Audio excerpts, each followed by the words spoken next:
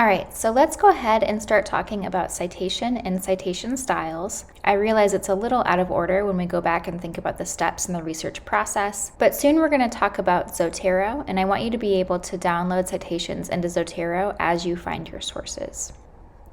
I like to start this conversation by reviewing when we should cite.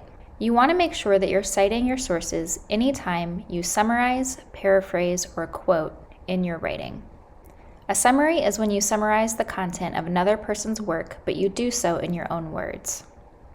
A paraphrase is usually shorter than a summary and is when you restate the author's words using your own words and your own sentence structure. Finally, a quote is just a verbatim quote from your original source.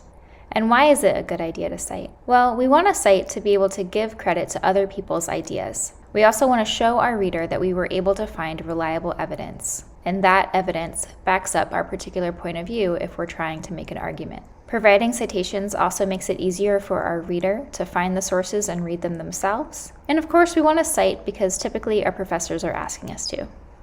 There are two key pieces to any citation. The first is the bibliographic citation.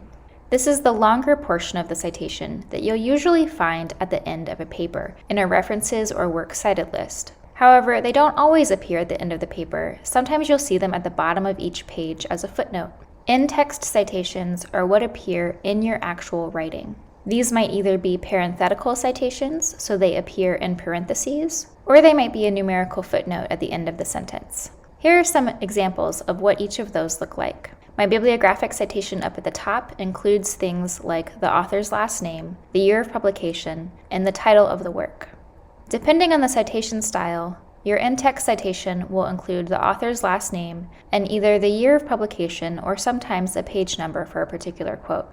There are several citation styles that are common at Wake Forest University. The ones you'll probably see most often are APA, which is typically seen in psychology, education, and the social sciences, MLA, which you might have used in high school and usually appears in English and the humanities, and Chicago, which is most commonly used by business, history, and the fine arts. There are other citation styles as well. In fact, there are several dozens. That might lead you to the question, why are there so many citation styles?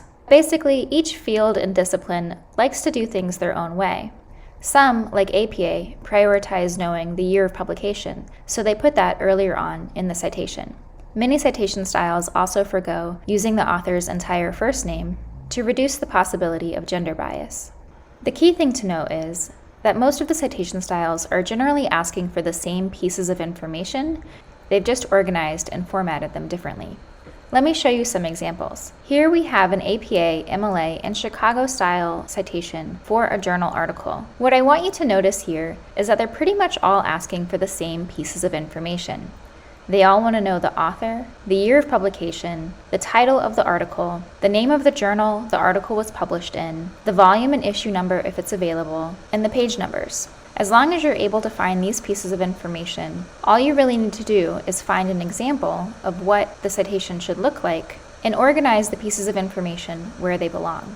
You might want to pay special attention to whether or not the particular pieces of information are italicized or have a period or semicolon after them. But by and large, as long as you can pay attention to those details and you can find those pieces of information, you should be okay. We'll practice locating these pieces of information in our course. If this kind of thing gives you anxiety, in our next activity, we'll download a citation software called Zotero that will help create citations for you and hopefully make this process less stressful.